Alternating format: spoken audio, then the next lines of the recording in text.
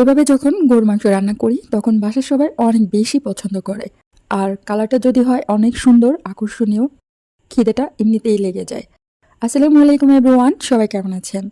আজকে একটি নতুন ভিডিও নিয়ে চলে আসলাম। রমজান মাস, সেহরির জন্য আর রাতের জন্য মাংস রান্না করলাম। আশা করছি আজকের রেসিপিটি আপনাদের কাছে অনেক ভালো লাগবে। সহজভাবে রেসিপিটি করার চেষ্টা করেছি। চলুন দেখে নিই আজকের রেসিপিটি, কিভাবে আমি এত সুন্দর মজাদার এই মাংসটি রান্না করেছি। মাংস রান্না করার জন্য আমি 2 কেজি পরিমাণ গরুর মাংস নিয়েছি। কেটে ধুয়ে পরিষ্কার করে নিয়েছি। আর সবগুলো সাইজ একই রকম ছিল। আমি হাতে মাখিয়ে রান্না করব আজকের রান্নাটি। প্রথমেই তেজপাতা 4-5টি দিয়ে দিয়েছি। দারচিনি দিয়ে দিলাম 2-3টি ছোট ছোট খণ্ড করে। তারপর এখানে দিচ্ছি এলাচ। আর গরম মশলা গুঁড়া করার জন্য আমি নিয়েছি, এখানে আছে লং, জায়ফল, জয়ত্রী, সাদা গোলমরিচ আর হচ্ছে কালো গোলমরিচ। এগুলো আমি একটু গুঁড়ো করে দিয়ে দেব। আর এখন দিয়ে দেব হচ্ছে আদা বাটা,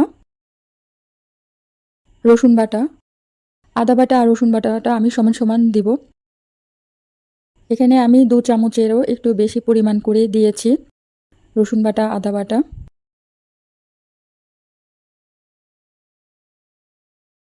এখন দিয়ে দিচ্ছি পেঁয়াজ কুচি, কাঁচামরিচ।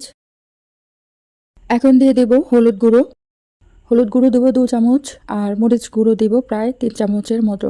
গরুর মাংসের মধ্যে মরিচের গুঁড়াটা একটু হলুদের চেয়ে বেশি দিলে কালারটা অনেক বেশি সুন্দর হয়। এখন দিয়ে দিচ্ছি জিরা গুঁড়ো, জিরা আর ধনিয়া গুঁড়ো একসাথে। তারপরে দিয়ে দিচ্ছি লবণ স্বাদ মতো। লবণ যতটুকু দরকার ওইটুকু পরিমাণে দেবেন। আর আমি হচ্ছে আজকে সরিষার তেলে হাতে মেখে তারপরে হচ্ছে রান্না করব। এখন আমি সরিষার তেল দিয়ে দিচ্ছি। সরিষার তেল দিয়ে দেওয়ার পর আমি পুরো মিশ্রণটা ভালো করে মাংসের সাথে মশলা সব কিছু মিশিয়ে নেব। একটু সময় নিয়ে ভালোভাবে মেখে নেবেন, তাহলে মাংসের স্বাদটা অনেক গুণ বেড়ে যাবে।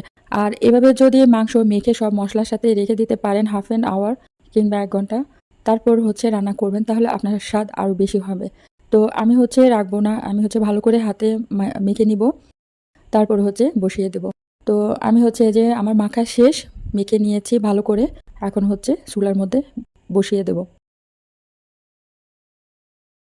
আর আমি হাতটা ধুয়ে একটু পানি দিয়ে দিব, যেহেতু আমার হাতের মধ্যেও মশলা লেগে আছে।